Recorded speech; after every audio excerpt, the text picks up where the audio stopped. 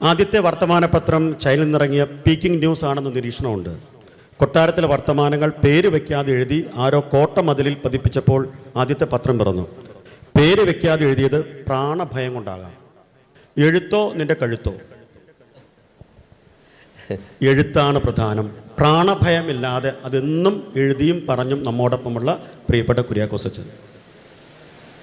പ്രിയമുള്ളവരെ, ആദ്യം ബഹുമാനിയായ Lida Jacob madam പറഞ്ഞ മുഖമുണ്ടോ എന്നുള്ള ചോദ്യത്തിന് കഴിഞ്ഞ 100 വർഷമായിട്ട് സത്യദീപത്തിന് ഒരൊറ്റ മുഖമേ ഉള്ളൂ. അത് സത്യത്തിൻ്റെ മുഖമാണ്. ഇവിടെ സംവാദം തുടങ്ങിയ ജോണി ലൂക്കോസ്, തേലക്കാട്ടച്ചൻ എല്ലാം പറഞ്ഞത് ആ സത്യത്തിൻ്റെ മുഖമാണ്. ആ സത്യത്തിൻ്റെ മുഖത്തെ തേച്ചു മിനുക്കിയ ഈ സംഭാഷണത്തിൻ്റെ വേദിയിലിരിക്കുന്നതിനേക്കാൾ കുറേ അധികം പേരെ ഞാനവിടെ കാണുന്നുണ്ട്. അത് മോൺസൂർ ആൻ്റണി നരികുളമാകാം, ജോർജ് ഇരുമ്പയ്യൻ സാറാകാം, എം തോമസ് മാത്യു സാറാകാം, അതുപോലെ ഒത്തിരി പേര് ഇവിടെ ഓടി നടക്കുന്ന ആരും കാണാത്ത ചില എഴുത്തുകാരുണ്ട്. അത് ഷിജു അച്ചാണ്ടി എന്ന ഞങ്ങളുടെ സബ് എഡിറ്റർ എത്രയോ വർഷമായി സത്യദീപത്തിൽ എഴുതുന്നു. ഫ്രാങ്ക്ലിൻ ഇവിടെ ഉണ്ടോ എന്ന് എനിക്കറിയില്ല, sub editor, senior editor. S പൈനാടത്തച്ഛൻ അവിടെ ഇരിക്കുന്നുണ്ട്. എൻ്റെ കാലത്ത് ഈ തേലക്കാട്ടച്ഛൻ്റെ കയ്യിൽ നിന്ന് ഒരു തീപ്പന്തം ഏറ്റുവാങ്ങിയ ആളാണ് ഞാൻ.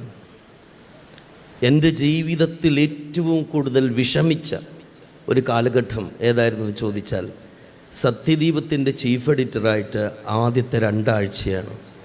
ഫാദർ ജോസ് മണ്ടാനത്ത് ഇവിടെ ഇരിക്കുന്നുണ്ട്. അദ്ദേഹത്തിനറിയാം, ഞാനൊന്ന് ഒളിച്ചോട്ടം പോലും നടത്തി കളഞ്ഞു. കാരണം ഒരു തീപ്പന്തം ഈ മനുഷ്യൻ എനിക്ക് തന്നത്. ആ തീപ്പന്തം ഏറ്റെടുക്കുക അത്ര എളുപ്പമായിരുന്നില്ല. അതിൻ്റെ വ്യഥകൾ എനിക്ക് വക്കീൽ നോട്ടീസുകളായിട്ട് കിട്ടി. 10 വർഷത്തിനുള്ളിൽ 3-4 വക്കീൽ നോട്ടീസുകൾ കിട്ടി. അച്ഛൻ പറഞ്ഞ ബോധലീനോ എന്ന് പറയുന്ന ഒരു കുഴപ്പക്കാരൻ്റെ കാര്യം പറഞ്ഞല്ല. ഈ ആ കുഴപ്പക്കാരൻ പയ്യൻ കുഴപ്പം സൃഷ്ടിക്കാനാണ് അച്ഛൻ എന്നെ പഠിപ്പിച്ചത്. എന്നെ കുഴപ്പം സൃഷ്ടിച്ചു കഴിഞ്ഞപ്പോൾ രാഷ്ട്രീയ തലത്തിൽ നിന്നും ഭീഷണി ഉണ്ടായ ആളാണ് ഞാൻ. സത്യദീപത്തിൻ്റെ ശക്തമായ ചില എഴുത്തുമൂലം സത്യദീപത്തിൻ്റെ വണ്ടി ചില ഭാഗങ്ങളിൽ പിടിച്ചു വയ്ക്കുകയും സത്യദീപം പരസ്യമായി കത്തിക്കുകയും ചെയ്ത സംഭവങ്ങളുണ്ടായി. അങ്ങനെ ഒത്തിരി കാര്യങ്ങൾ. അപ്പോൾ അതിനൊക്കെ ഇവിടെ എസ് പൈനാടത്തച്ഛൻ്റെ കൂടെ ഇരിക്കുന്നുണ്ട്. അച്ഛൻ ഒരു ലേഖനം എഴുതി, ചെറിയ ലേഖനങ്ങൾ അച്ഛൻ സത്യദീപത്തിൻ്റെ സെൻട്രൽ പേജിൽ തേലക്കാട്ടച്ഛൻ തുടങ്ങി വെച്ചതാണ്. ഞാനത് കണ്ടിന്യൂ ചെയ്തു. അത് ഒരിക്കൽ ശബരിമലയെക്കുറിച്ചായിരുന്നു. ശബരിമല അതിൻ്റെ ബുദ്ധവിഹാരമായിരുന്നു എന്ന് പറഞ്ഞതിന് ഏറ്റവും കൂടുതൽ എന്നെ തെറി പറഞ്ഞത് വൈദികരും സിസ്റ്റേഴ്സുമാണ്. നിങ്ങൾക്ക് മനസ്സിലായ? സത്യദീപത്തിൻ്റെ കലണ്ടർ വർഷങ്ങൾ തോറും ഒരു ആശയം ധ്വനിപ്പിക്കുന്ന കലണ്ടർ തേലക്കാട്ടച്ഛൻ എന്നെ പഠിപ്പിച്ചതാണ്. അങ്ങനെ ഒരു വർഷം കലണ്ടർ ബിജു മടത്തിക്കണ്ടത്തിൽ അച്ഛൻ എന്ന് പറഞ്ഞ CSR അച്ഛൻ നല്ല പെയിൻറ്ററാണ്. അച്ഛൻ ചിരിക്കുന്ന യേശുവിൻ്റെ ഒരു ചിത്രം വരച്ച് ഞാൻ ചിരിക്കുന്ന യേശുവിനെ കലണ്ടറായിട്ട് വെച്ച് ഞാൻ 1 വർഷം അതിൻ്റെ പേരിൽ ദുഃഖിച്ചു. നിങ്ങൾക്ക് മനസ്സിലായ? കർത്താവ് ഷാപ്പിൽ നിന്നും കള്ളടിച്ച് വന്ന് ചിരിക്കുന്ന പോലെയുണ്ട്. ഷാറൂഖ് ഖാനെ പോലെ ഇരിക്കുന്നു. സിസ്റ്റേഴ്സിന് മുറിയിലൊന്നും ഇതിടാൻ പറ്റുന്നില്ല എന്നൊക്കെയായിരുന്നു. വേദനിച്ച നാളുകളാണ് പ്രിയമുള്ളവർ. ഞാൻ വിസ്താര ഭയം കൊണ്ട് ഞാൻ ഒന്ന് എഴുതിയ ഒരു കുറിപ്പ് പോലെ ഞാനൊന്ന് വായിക്കാനാണ് ഇഷ്ടപ്പെടുന്നത്. അതിതാണ്: ലോകം, അതായത് സ്മൃതിയുടെ ആദ്യാക്ഷരം മാഞ്ഞു പോകുമ്പോൾ മൃതി എന്ന വാക്ക് തെളിഞ്ഞു വരുന്നു എന്ന് പറഞ്ഞത് വിശ്വപ്രസിദ്ധ സാഹിത്യകാരനായ മാർക്കസാണ്.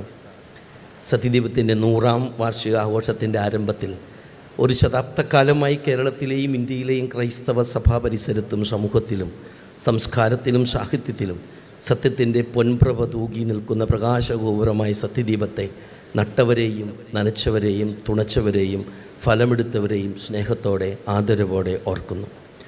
ലോകം എന്ന മലയാള പദത്തിൻ്റെ മൂലം ലോക എന്ന സംസ്കൃത പദമാണ്. അതിൻ്റെ അർത്ഥം കാണപ്പെടുന്നത് അല്ലെങ്കിൽ നോട്ടം എന്നാണ്. എൻ്റെയും നിങ്ങളുടെയും ലോകത്തെ നാം തന്നെ സൃഷ്ടിക്കുന്നത് നമ്മുടെ നോട്ടത്തിലൂടെയാണ്. ജർമ്മൻ ഫിലോസഫിയിൽ ഇതിനൊരാളുടെ ലോകവീക്ഷണം വേൾഡ് ആൻഡ് ഷൗങ് എന്നാണ് പറയുന്നത്. സത്യദീപം അതിൻ്റെ പ്രഥമ എഡിറ്റർ മോൺസിഞ്ഞൂർ ജേക്കബ് നടുവത്തിശ്ശേരി മുതൽ ഇന്നത്തെ എഡിറ്റർ ഫാദർ മാർട്ടിൻ എടയന്ത്രത്ത് വരെ സത്യത്തിൻ്റെ നേർക്കണ്ണാടിയിലൂടെയാണ് ദൈവവചനത്തെയും നാട്ടുവർത്തമാനത്തെയും സാഹിത്യരചനകളെയും ധാർമ്മിക ചിന്തകളെയും രാഷ്ട്രീയ നിലപാടുകളെയും കണ്ടുപോന്നിട്ടുള്ളത്. ആദ്യം വിത്തിട്ടവർ പകർന്ന സത്യത്തിൻ്റെ എണ്ണ കഴിഞ്ഞ 100 വർഷങ്ങളായി വറ്റാതെ സൂക്ഷിച്ച എല്ലാവരെയും മനസ്സിൽ സ്മരിച്ചുകൊണ്ട് നന്ദി പറയുകയാണ്.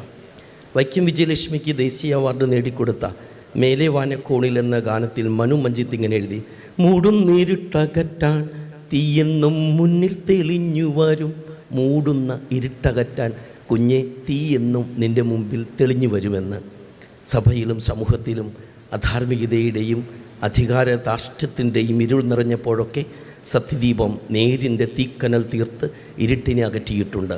അനീതിയുടെയും അസത്യത്തിൻ്റെയും ഇരുട്ട് പടരുമ്പോൾ മനുഷ്യർക്ക് വഴികാട്ടുന്ന ജീവൻ്റെ വെളിച്ചമാണ് അക്ഷരങ്ങൾ. ആ വെളിച്ചമാണ് അത്യാധുനിക അലോകരിതം സൃഷ്ടിക്കുന്ന കൂരിരുട്ടിൽ പോലും ഇന്നും സത്യദീപം കത്തിച്ചു വയ്ക്കുന്നത്. ഏണസ്റ്റ് ഹെമിംഗ്വേ പറഞ്ഞതുപോലെ, ഇവിടെ പലരും പറഞ്ഞു ഈ വാക്ക്, സത്യസന്ധമായി എഴുതൂ, write a true sentence. Mar Augustine Kandathil പിതാവിൻ്റെ ദീർഘവീക്ഷണത്തിൽ ഫാദർ ജോസഫ് പഞ്ഞിക്കാരൻ സത്യം, ദീപം എന്നീ 2 ബോട്ടുകൾ വിറ്റ് കിട്ടിയ പണം കൊണ്ട് ആരംഭിച്ച് മോൺസിഞ്ഞൂർ നടുവത്തിശ്ശേരി കൊളുത്തിവെച്ച സത്യദീപത്തിൻ്റെ പിന്നിൽ പ്രവർത്തിച്ച വൈദികരുണ്ട്, ഇവിടെ പലരുമുണ്ട്. സിസ്റ്റേഴ്സ് അൽമായർ കാലാകാലങ്ങളിൽ ജീവിതപ്പുഴയിൽ നിന്നും പെറുക്കിയെടുത്ത ചിന്തകളെയും തത്വങ്ങളെയും മനഃശുദ്ധി കൊണ്ട് സ്ഫുടം ചെയ്ത് സത്യസന്ധമായ അക്ഷരക്കൂട്ടുണ്ടാക്കി എഴുത്തിന് വേണ്ടി ഹോമാഗ്നി ചെയ്തവരാണ്. CV ബാലകൃഷ്ണൻ്റെ വാക്കുകളിൽ അദ്ദേഹം ഏറ്റവും എഴുതിയ ഭാഷാഭൂഷണിയിൽ CV ബാലകൃഷ്ണനെ കുറിച്ചിട്ടാണ്. ആയുസിൻ്റെ പുസ്തകം എന്നുള്ള പ്രസിദ്ധമായ ഗ്രന്ഥം എഴുതിയ CV ബാലകൃഷ്ണൻ പറയുന്നത്, ഈ എഴുത്ത് എന്നത് ദിവ്യബലി അർപ്പിക്കുന്ന അൾത്താരയിൽ വച്ച് ചെയ്യുന്ന ഒരു കർമ്മമാണ്. പക്ഷേ അതിൽ പക്ഷേ ആ കർമ്മത്തെ അസത്യവും മുഖസ്തുതിയും പരദൂഷണവും കപടതയും എല്ലാം മലീമസമാക്കാം. പക്ഷേ സത്യദീപത്തിൻ്റെ പാത ദൈവികതയും ജൈവികതയും കൂട്ടിച്ചേർത്ത കർമ്മശുദ്ധിയുടെ പാതയാണ്. ആ പാതയിൽ മധുരം നിൻ്റെ ജീവിതം എഴുതിയ KP അപ്പനും, ഭൂമിക്കൊരു ചരമഗീതം പാടിയ ONVയും, ഒരു സങ്കീർത്തനം പോലെ രചിച്ച പെരുമ്പടവും, നക്ഷത്രങ്ങളുടെ സ്നേഹപാചനം കുറിച്ച സാനു മാസ്റ്ററും, തച്ചൻ്റെ മകളെക്കുറിച്ച് കവിത കുറിച്ച വിജയലക്ഷ്മിയും തുടങ്ങി അച്ഛൻ്റെ ജൂബിലിക്ക് വിജയലക്ഷ്മി എന്നുള്ള കവയിത്രി വന്ന് കരയുന്നത് ഞാൻ കണ്ടിട്ടുണ്ട്.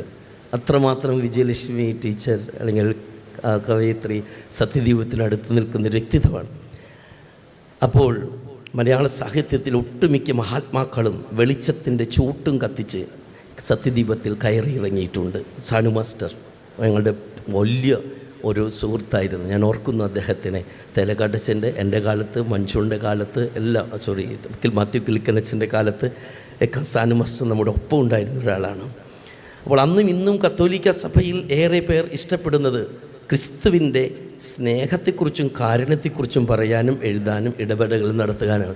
ക്രൈസ്തവികത എന്ന് പറയാൻ കാരുണ്യം, സ്നേഹം, ഇതൊക്കെ നമ്മുടെ എഴുത്തിൻ്റെ രീതികളല്ലേ.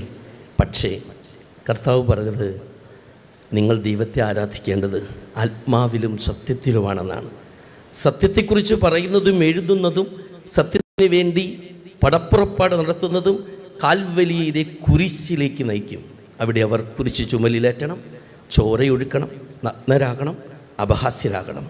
സമൂഹത്തിൻ്റെയും സഭയുടെയും നഗ്നമായ പൊതുചത്തുരത്തിൽ നിന്നുകൊണ്ട് രാജാവിന് തുണിയില്ലെന്ന് പറയുന്ന നിഷ്കളങ്കതയുടെ ധൈര്യമാണ് സത്യദീപം വാരികയുടെ എക്കാലത്തെയും കരുത്ത്. സത്യദീപത്തിൻ്റെ ജൈവികമായ നടപ്പാത, ആ പാതയിലൂടെ സത്യത്തിൻ്റെ അശ്വമേധം ഇനിയും തുടരട്ടെ. നന്ദി. താങ്ക് യു കുര്യാക്കോസ് അച്ഛാ. സത്യദീപന് 100 ആണ്ടുകൾ എത്രയോ സർഗാത്മകവും സത്യസന്ധവുമായിരുന്നുവെന്ന് വളരെ സമ്യക്കായ അച്ഛൻ പറഞ്ഞു. നന്ദി പറയുക.